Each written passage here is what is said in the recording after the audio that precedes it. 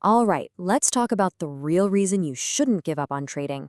We're going to dive into one of the absolute toughest parts of any trader's journey and find a real reason to keep going, one that has nothing to do with all that hype and those empty promises you hear everywhere. At some point, and I mean for every single trader, doesn't matter if you're a rookie or a veteran, you come face to face with this question. After all the hours, all the stress, the frustration, it all just kind of boils down to this one simple, brutal question.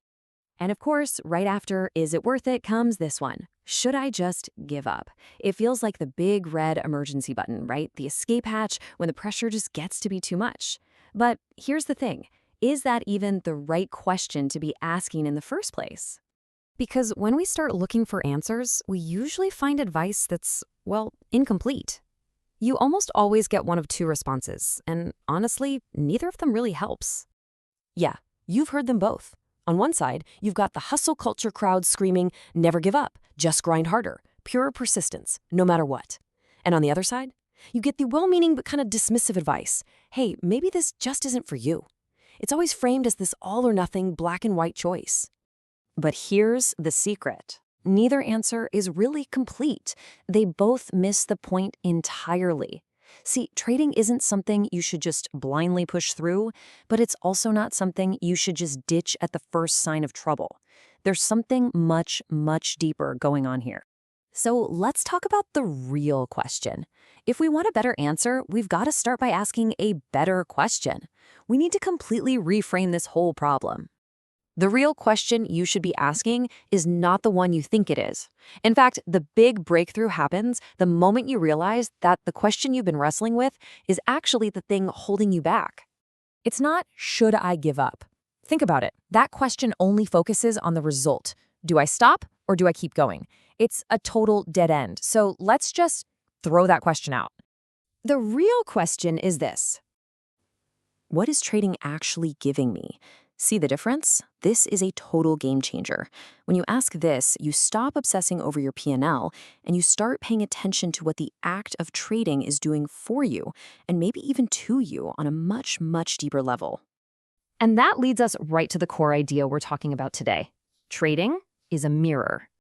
Look, when you start out, you think it's all about the strategy, right? The charts, the indicators, finding the perfect entry. But if you stick around long enough, you start to realize something pretty profound. Trading isn't just testing your strategy.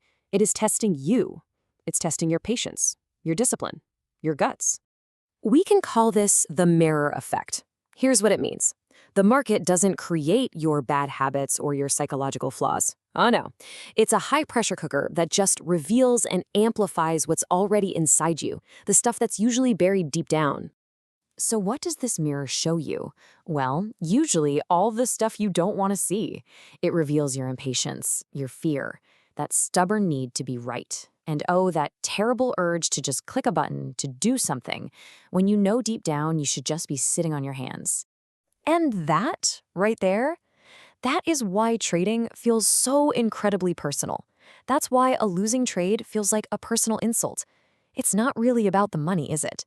It's about what that loss is reflecting back at you about yourself. And this is so, so important. Most people don't quit trading because they're not smart enough to learn it. They quit because they have no idea what is happening to them on the inside. They're blindsided by this huge internal war they didn't even know they signed up for. They blame the market, but the real fight, it's happening in the mirror. Okay, so what's the upside? Well, if you can actually understand this, if you can face that mirror and stick with it, you start to build something amazing. A skill for life, something that goes way beyond trading.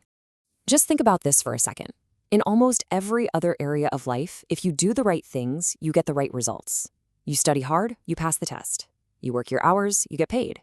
But trading is different. You can do everything right, follow your plan to the letter, and still lose the trade. That's a tough pill to swallow. But learning to deal with that uncertainty, that's where you forge a true life skill. It's the ability to stay consistent, to stay disciplined, even when the outcome is totally up in the air. I mean, how many people do you know who can do that? It's priceless. So what are you really learning?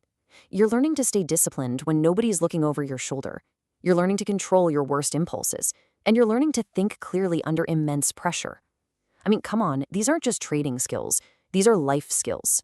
Okay, so this brings us to the final piece of the puzzle, the big takeaway. You need to evolve, not just continue. The reason to keep going isn't just stubbornness. It's not just about not giving up. It's way more strategic than that. The goal is actually much simpler. It's this. You keep going as long as you are evolving. As long as you can look in that mirror and see that you're becoming a better version of yourself, more disciplined, more patient, more self-aware. That's the real benchmark. Because here's the ultimate truth. Not just in trading, but in anything that requires high performance. Who you become determines what you achieve. Trading is one of the few places in life where your internal world is just so directly and brutally tied to your external results. There's nowhere to hide. And if you can shift your focus to that, to your own evolution, to becoming the person who can handle this crazy game, then something amazing happens. The question of whether you should give up, it just kind of fades away. It becomes irrelevant. Because when you become the right person, well, then the results you've been chasing this whole time finally have a chance to show up.